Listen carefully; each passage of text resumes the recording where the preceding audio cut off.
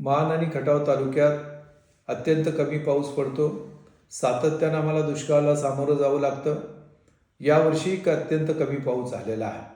मानमध्ये सरासरी 420 मिलीमीटर आणि खटावमध्ये 400 मिलीमीटर एवढा पाऊस पडतो. यावर्षी मान आणि खटावमध्ये 61% आणि 68% एवढा पाऊस झालेला आहे. शासनानं दुष्काळ व्यवस्थापन संहिता 2016 दुष्काळ जाहीर करण्यासाठी निश्चित केलेल्या आहे. त्या निकषामध्ये आम्ही बसतोय आणि त्याप्रमाणे ट्रिगर 1मध्ये पहिल्या टप्प्यात दुष्काळ जाहीर करण्याच्या निकषामध्ये आम्ही त्या ठिकाणी येतोय. अंतिम दुष्काळ जाहीर करत असताना काही प्रभाव निर्देशांक इम्पॅक्ट इंडिकेटर विचारात घेतले जातात. त्यामध्ये प्रामुख्यानं वनस्पती इंडेक्स म्हणजे व्हेजिटेशन इंडेक्स, दुसरा आर्द्रता निर्देशांक म्हणजे वेटनेस इंडेक्स आणि तिसरं वनस्पती स्थिती निर्देशांक, ह्या 3 गोष्टी विचारात घेतल्या जातात. ह्या तिन्ही निकषामध्ये आम्ही त्या ठिकाणी येतोय. त्याचबरोबर ग्राउंड लेवलचं पाणी ह्याची पातळी सातत्यानं कमी होते, कारण आम्हाला मुळातच खूप कमी पाऊस पडतो आणि त्यामुळं पाण्याची पातळी ही खूप कमी झालेली आहे. जे काही टँकरने पाणी पुरवठा केला जातोय त्याच मानमध्ये 31 गावं आणि 226 वाड्या यांना 39 टँकरच्या माध्यमातून पाणी पुरवठा केला जातोय. खटावमध्ये सुद्धा 3 गावं आणि 6 वाड्यांना पाणी पुरवठा केला जातो. परंतु हा टँकरने पाणी पुरवठा केला जात असताना माणसांना जे पाणी उपलब्ध करून दिलं जातं त्यामधून जनावरांना लागणाऱ्या पाण्याचा विचार करण्याची आवश्यकता आहे. लोकांच्या सातत्यानं तक्रार आहेत की पुरेसा पाणी पुरवठा होत नाही, पिकं पूर्ण वाया गेलेली आहेत आणि सगळी अर्थव्यवस्था ही दुधाच्या व्यवसायावरती अवलंबून आहे आणि त्याच्यातून काही थोडेफार पैसे मिळतात, लोक गुजराण करतात.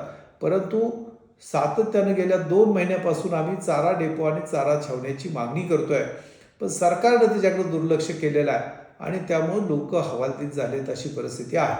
त्याचबरोबर आमच्याकडं मोठ्या प्रमाणात मेंढपाळ व्यवसाय होतो. मेंढपाळ करणारे लोक आणि मजुरी करणारी लोक हे मोठ्या प्रमाणात स्थलांतर होत आहेत आणि अतिशय गंभीर परिस्थिती निर्माण झालेली आहे. दुष्काळ जाहीर होत असताना त्या ठिकाणी प्रत्येक गावाचं युनिट म्हणून विचार केला जातो.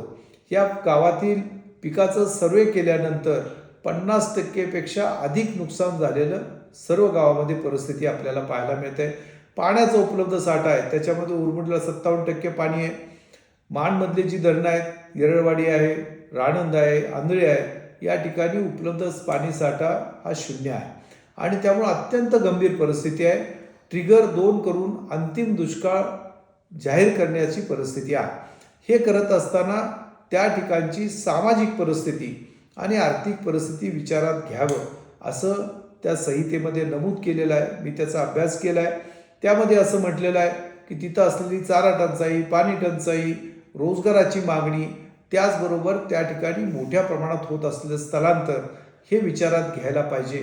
या सर्व निकषामध्ये आम्ही बसतोय आणि असं दिसतंय की निकषामध्ये जी काही परिस्थिती मान आणि खटावमध्ये झालेली आहे त्यामध्ये गंभीर दुष्काळ जाहीर करावा अशा प्रकारची आत्ता परिस्थिती आहे आणि म्हणून शासनाला माझी विनंती आहे की लोकांची भयानक झालेली परिस्थिती बघितल्यानंतर गंभीर दुष्काळ जाहीर करावा आणि त्यासंबंधीच्या ज्या सवलती आहेत, प्रामुख्यानं महसूल जो वसूल केला जातो त्याच्यामध्ये सूट दिली जाते, वीज बिलामध्ये सूट दिली जाते, मोठ्या प्रमाणात वीज कनेक्शन तोडली जात आहेत ती थांबवली जातात, जे पिकाचं नुकसान झालं आहे त्यासाठी काही नुकसान भरपाई उपलब्ध करून द्यायची आवश्यकता आहे. चारा डेपो आणि चारा छावण्या सुरू करायला पाहिजे, टँकरनं पुरेसा पाणी द्यायला पाहिजे. ह्या सवलती तातडीनं लागू कराव्यात. आत्तापर्यंत त्याच्याकडं जे लक्ष द्यायला पाहिजे तर दुर्दैवानं शासनानं लक्ष दिलं नाही. वस्तुस्थिती आहे आणि लोकांची अतिशय अडचणीची जगणं मुश्किल होईल अशी मुश्किल झालेलं आहे आणि त्यामुळं लोकांची आणखी विदारक परिस्थिती होण्यापूर्वी शासनानं तातडीनं दुष्काळ जाहीर करावा आणि सवलती लागू कराव्यात अशी माझी त्या ठिकाणी मागणी आहे.